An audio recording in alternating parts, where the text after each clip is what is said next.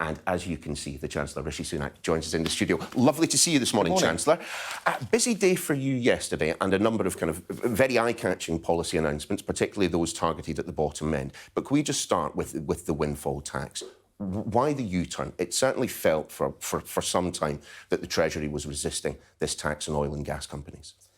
Well, I've always approached this as a pragmatist. My view is we wanted to find a way that we could tax these profits fairly, which I think is the right thing to do given the circumstances of a war leading to very high prices, which are leading to excessive profits. But I wanted to do that in a way which would continue to incentivise investment. And that's why we've taken the time to get this right. And our version of this contains a very generous incentive for businesses to continue investing so that the more investment they make, the less tax they pay. And that's good for us. It's good for the economy, that's good for British jobs, and it's good for our energy security. And that was a balance that we wanted to get right. So, and that's what we announced yesterday. So how much in total is this all going to cost? I mean, the figure put out by the Treasury started at 15 billion yesterday and was then revised upwards to 21 billion.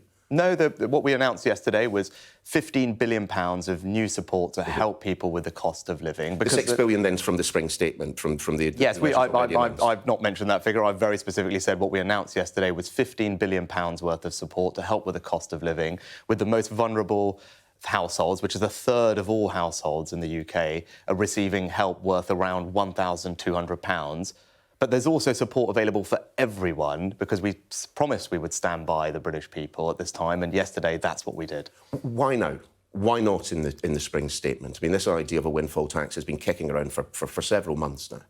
Well, on the levy that we're putting on energy companies, as I said, we wanted to take the time to get that right so we could also incentivise investment. That is a very different feature of how we're doing it. It's an important one, and I think it was important to take the time to get that right. But why now? That's a perfectly fair question.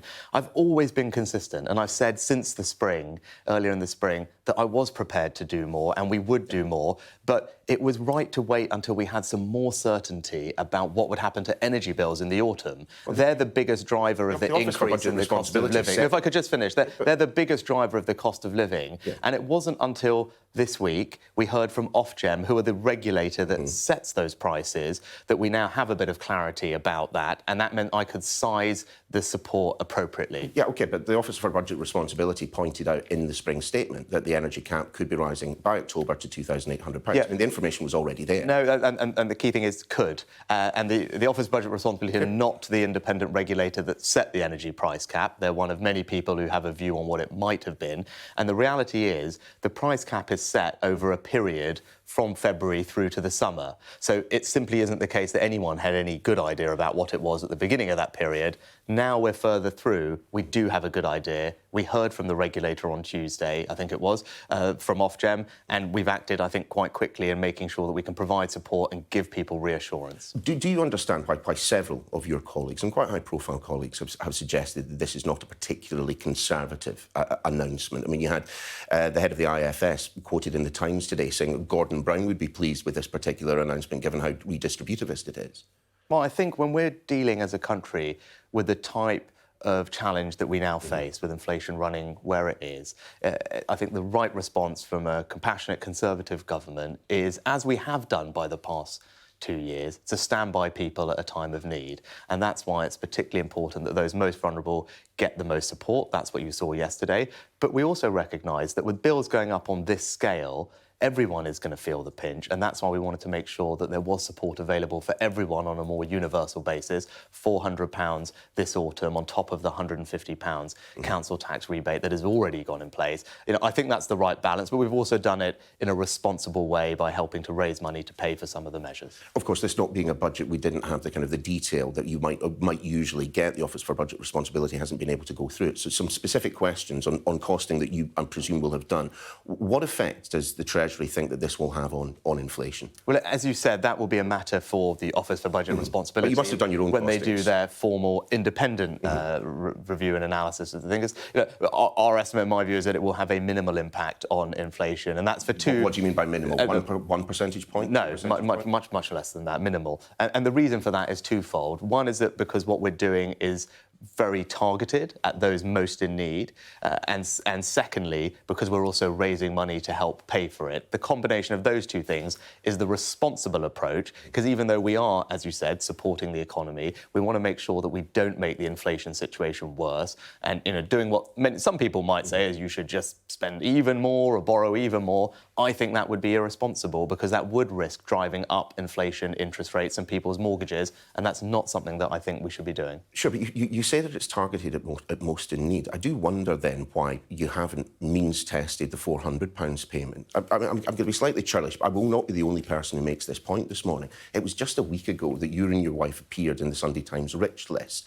Fast forward to yesterday, and the most eye-catching policy that you announced yesterday to target those who are most in need ends up with both you and I ending up £400 better off. I mean, we don't need the money. Well, so in terms of, if you look at the overall package that we announced yesterday, 3/4 of the funding is going to the most vulnerable households and pensioners. Well, let's talk about the quarter that's not. The scale of it. The £400 payment that you're going to receive and I'm going to receive. Yes, and you and I don't need it, but actually lots and lots and lots of people. Well, why are we receiving it then? Because when you're trying to help people on that scale, when you need to get help to tens of millions of people, right?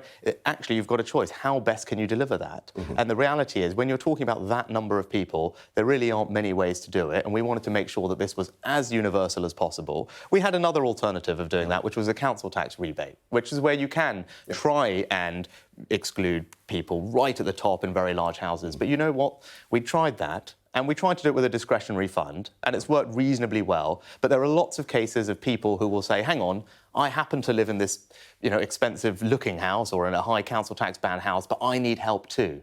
So actually, this being universal means that we avoid all of those problems and really do get help to everyone who needs it. And you, like me, I'm sure like me, you can also give that money to charity if you don't need it. Well, that's great, which is great. But, it strikes me that rich people didn't get rich by handing back free money that they received from the government. It's good for you that you're going to donate it to charity. I'll wager most people who receive it won't.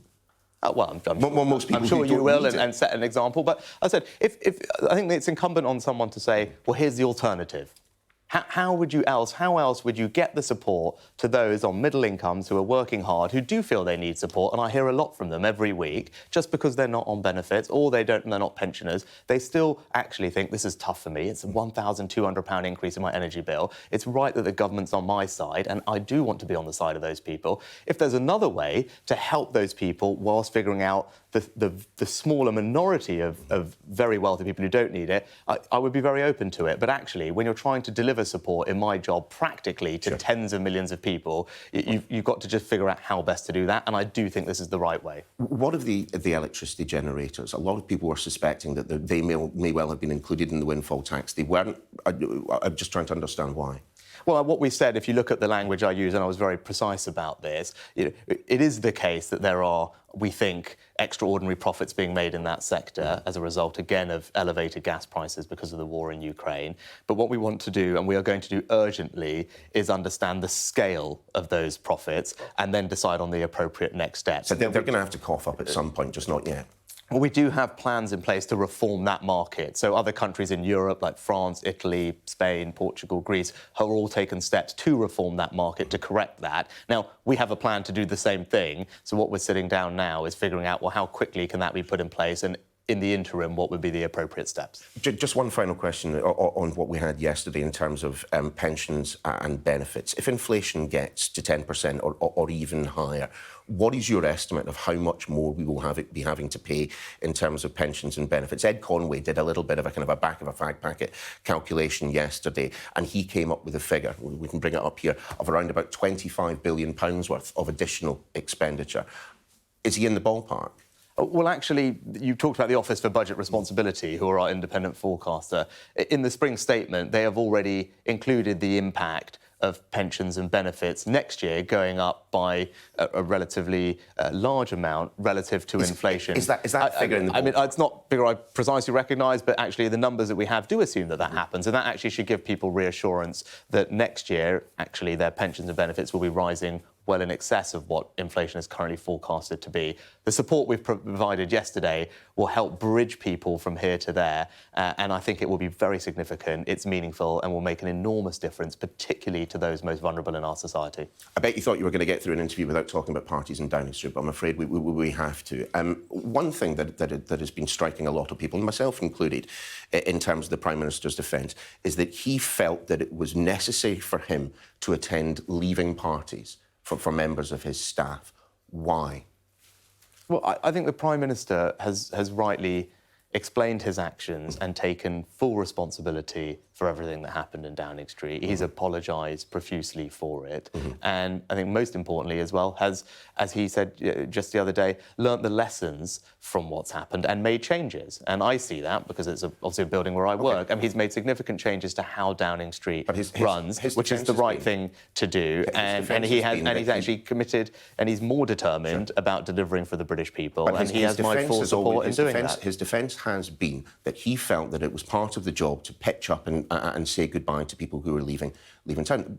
I just wonder what planet the Prime Minister's on. In the middle of a viral pandemic, no one else was doing that. I spent a year siloed away from the people who work on this very programme. I saw a security guard, I saw a floor manager, and I saw the lady who cleans our studio for about the best part of a year. That was it. And I'm not running the country. The Prime Minister went from meeting of Cobra, meeting of Cabinet, meeting with advisors, party in the flat, a leaving do. I mean, this was at a time of a viral pandemic. Why was the Prime Minister putting himself in harm's way in that fashion? Well, these matters have all been now fully looked at by both Sue Gray independently and also by the police. They've reached all their conclusions. The Prime Minister's apologised and made a statement and, importantly now, made changes in how Downing Street runs. I do think that's the right approach, and he has my full support in carrying on now and delivering for the British people. Rishi Sunak, good to have you in the studio. Thanks for joining us.